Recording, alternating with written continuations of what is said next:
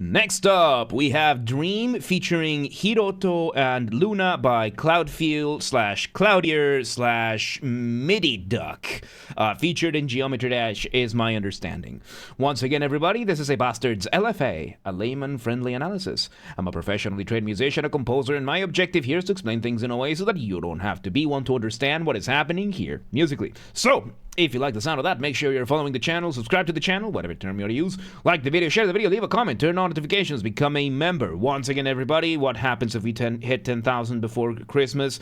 Members get early access, artists, let's collaborate. You know, I can provide guitars, Mongolian throat singing, the good old kind of thing. What was the gaming channel, how to request songs if you're not on the stream, that kind of stuff. I have a spiel for this and a bunch of other things at the end of the video, so stick around for that. Disclaimers showing on your screen right now, so go ahead and pause the video if you want to read them in full. Otherwise, let's get this started. By the way, keep in mind, I am acoustic and guitared it, so be patient with me. That said, let's do this.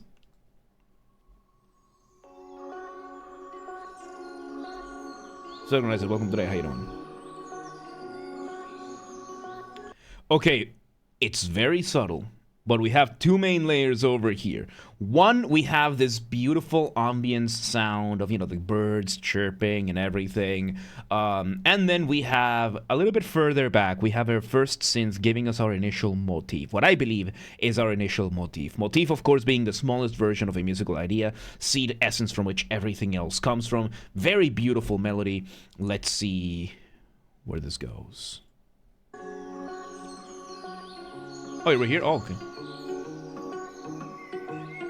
Oh, it's not a synth. It's like a guitar thing. Ooh. Okay, so it is a song. It's not just a piece.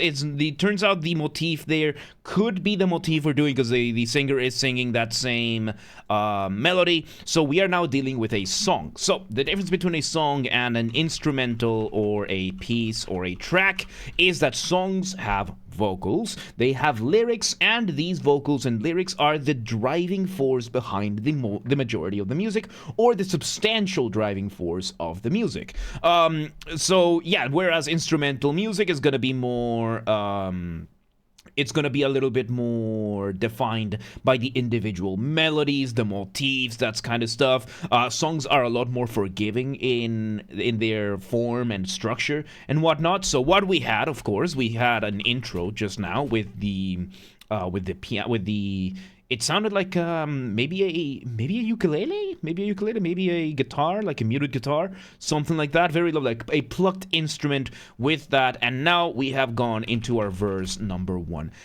Songs will usually have verses, and they will also have choruses. The verse is going to be mainly lyrics over music. You're going to go through a lot more text. Your singing is not going to be as dynamic, like the melodies are not going to be as dynamic. Your melodies are going to be fairly contained. It's not going to be that climactic, whereas the chorus is going to be the contrary, the climactic, epic, very what's the more cathartic part of your song. So yeah, we're having this. We introduce the drums, we introduce the vocals. I really like her voice.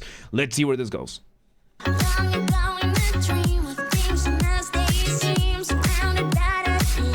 So yes, while she's singing, we are having the bass going mostly with the drums, and we are having one more synth in the back doing arpeggios. Both of these, by the way, the drums, the synth, and the bass are what we call the accompaniment.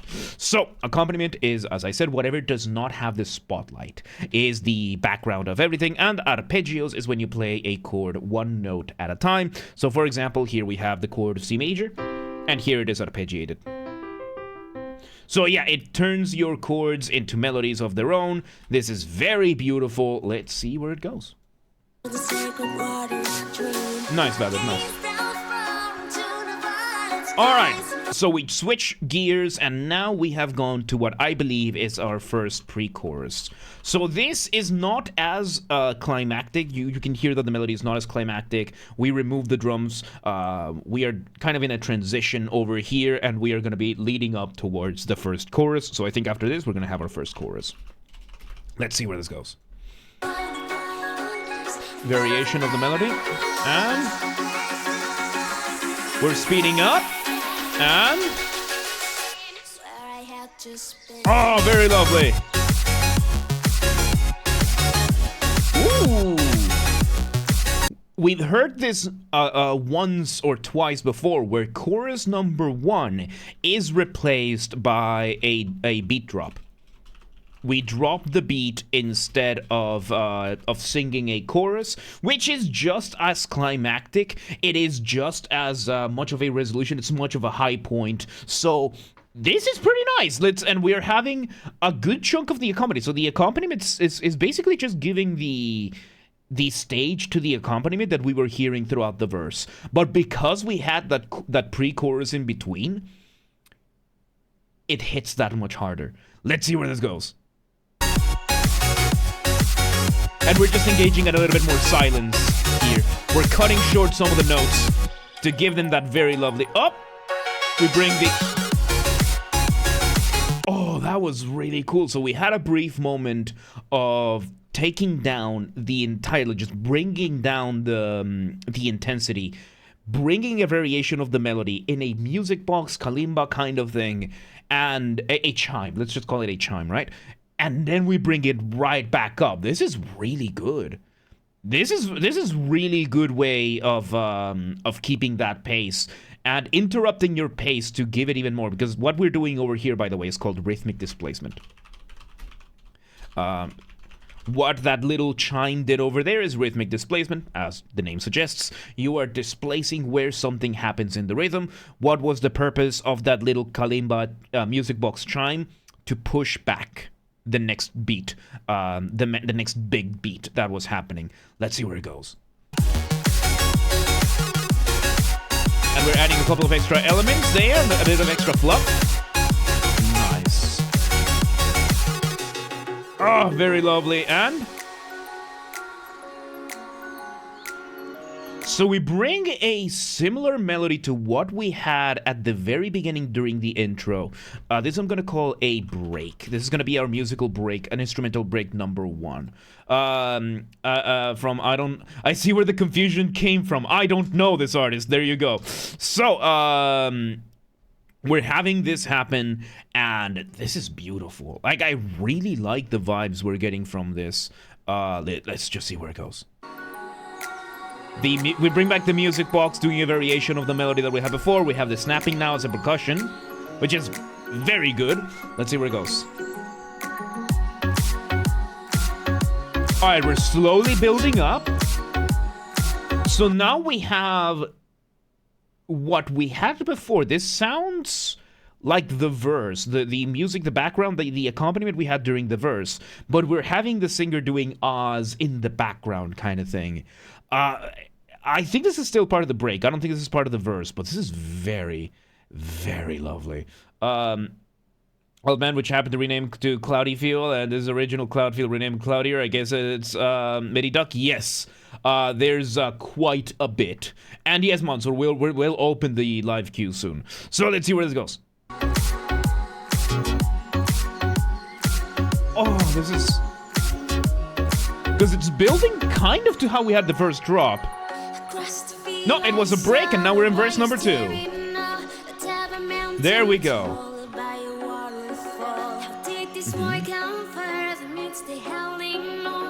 Very subtle, but we have one more. We have this voice here being doubled. Doubling is when you have more than one instrument or one layer doing the same thing at the same time. We're having a bass. I don't know if it's a guy singing along with her doing hums or something, but it's right there doing a lower octave. It sounds very lovely. And of course, right now, the difference is that this verse is happening with the setup, kind of the first pre-chorus. Wait, no, this is the pre-chorus. This is the pre-chorus. So we just had the break. We had break 1 followed by a verse number 2, which ended up being instrumental because we had the vocals doing Oz, and I think we're in pre-chorus 2. I think we're in pre-chorus 2 just now because this is the same thing we had before. Let's see where it goes.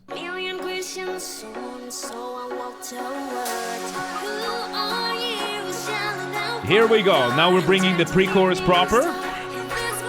This is very beautiful escalation. There we go. We're speeding it up. Are we going to have a chorus or are we going to have a drop beat? A beat drop. And... oh, we dropped the beat for the second time. We dropped the beat for the second time, and now we bring the motif in all its glory. We're in the final climax of this part. We're doing a chorus 2 slash beat drop 2, and after this we're probably gonna have an outro, or this could be the outro. It would work just as well, but as you can hear, we are bringing back, we are reusing a lot of the material we've used before in such a straightforward way, and it's so good.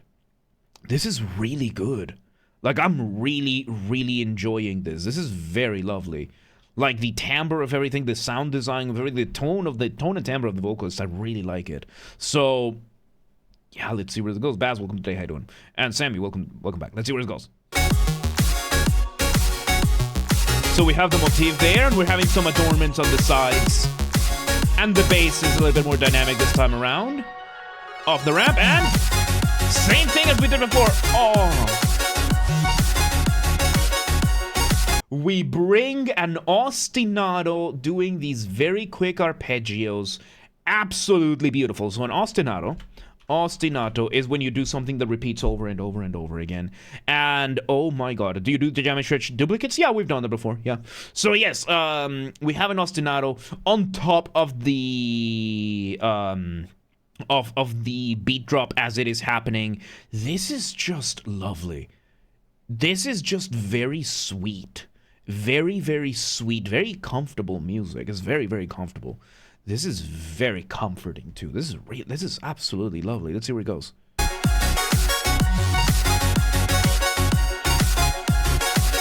Oh, and the syncopation is so good. And off the ramp, we bring back the chime. One last run of the verse as the outro. How are you gonna end this?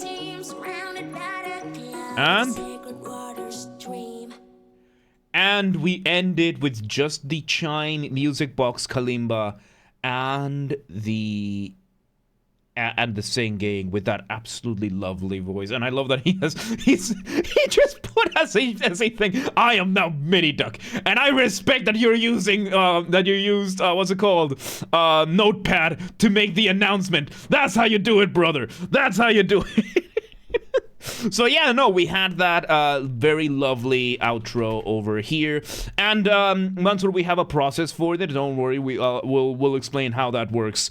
Just stop spamming, just begging to do a song, because that's not how we do things here. So yeah, we have this over here. I love this. I was not expecting this. I am like, I'm here using Paint. I'm here using Paint as my blackboard. I use, like, for the stream, we have this massive notepad that works as our, like, sign, like, instructions and rules. So yeah, keep it simple. Keep it simple. I love it. So yeah, there you go. That was Dream featuring Hiroto and Luna by Cloudfield / Cloudier / Mididuck. Featured in Geometry Dash is my understanding. This was very beautiful, dude. I loved it. I loved it. Shortest LFA speedrun? I mean, it was a very straightforward song. Like, this was very straightforward material. So, most of this was just repeated. Like, as I said, most of the material here was just flat out repeated. It was just so well done that straight repetition is all you needed. Because you add straight repetition, a couple of extra elements here and there, and that's it. Like, very minimal variation. This was carried by the drum beat. This was carried by the beautiful voice of, I don't know if I think it was Luna, My guess is that the voice is Luna. I don't know. I don't know, right? So the beautiful voice of the vocalist, the very nice choice of instruments in this thing. So yeah, and like there's not that much for me to unpack here in that sense. So yeah, there you go. Dream featuring Hiroto and Luna by Cloudfield / Cloudier / Mididuck, featured in Geometry Dash is my understanding. Once again, everybody, this has been a Basterd's LFA, a layman-friendly analysis. I'm a professionally trained musician and composer, and my objective here has been to explain things in a way so that you don't have to be one to understand what's happened here musically. So if you're watching this on the YouTube video archive thing, thank you for watching. Make sure you're following the channel, subscribe to the channel, whatever term you want to use. Like the video, share the video, leave a comment, turn on notifications, become a member. Once again, everybody, if we somehow hit 10,000 subscribers on YouTube before Christmas of 2025, not very likely, but it's still possible. If that somehow happens, on top of doing the audiobook fanfiction thing, I will also play a single video game of the choice of the community live on stream. We'll dedicate a couple of full streams to just that. We'll play it live on stream. Whatever you all want within terms of service, of course. This has to be achieved through legitimate and honest means only. No account duping, no bonding, no buying followers, no out-accounting, no rat behaviors like that. Go share the videos, the streams with your friends, with your families friends, with your friends' families. Those are two very distinct concepts, by the way. With your online and offline communities, go share these videos far and wide with everybody that you know. Use the hype function on YouTube. I'm not entirely sure how it works, but we have a group on the Discord that does. So I have a better idea now, but we have a group on the Discord that coordinates for that. Link down below. Go coordinate with them. And yes, artists, Cloudier, Mididuck, whatever your name is right now, or any other artists on YouTube, this is an open invitation to collaborate. If you want any of my musical skills, whether it is my guitars, Mongolian throat singing, the good old kind of thing, regular singing, voice acting, whatever it is, reach out. Whether it is like through comments, Instagram, Discord, whatever it is, just reach out, let me know. Let's make it work. Let's make things work. Let's work, right? And if you're in the audience and you know somebody that could benefit from any of my musical skills, reach out, let them know. Please do not harass anyone. Please do not spam anyone. Be cool about things. Don't be a rat. Members get early access to the content. I schedule the videos for the week on Saturdays, and if you're a paid member on YouTube, regardless of your tier, you get access to the videos when I schedule them, at least for the LFAs. So become a member today. If you want to listen to this without me interrupting every 3.5 seconds, I will be linking it in the description down below. If you want to request a song and you are not on the live stream, check the pinned comment in the description of this video. It has the instructions on what to do. If you are on the live stream, go ahead and you can start requesting now. And if you want to catch the streams when they happen live, we aim for Monday through Friday, 6 p.m. Central European Time. If you are not in Europe, do not worry. We have the full up-to-date streaming schedule showing in your local time zone in both Discord and Twitch. So if you live in Poland, Kiribati, and you're like, yeah, but I don't live in Hungary. What time is 6 p.m. there? I don't know. Don't worry. Just go to the Discord or Twitch. Both are linked down below, and it's going to show the schedule in your local time zone. And follow the gaming channel. I have a gaming channel because, of course, I have a gaming channel. I'm on YouTube. What else could I possibly have? Games are Basterd. That's where I put the gaming after show recordings when they happen. We record them live on the main channel, and the recordings come here. Same username as James R. Basterd. Just swap the J for a G, or link down below. And you got it. And yeah, there you go. There you go. Dream, Cloudfield, Cloudier, Mididuck. That was really lovely, dude. That was really good stuff. Really, really good stuff. But yeah, let's move on. Let's move on.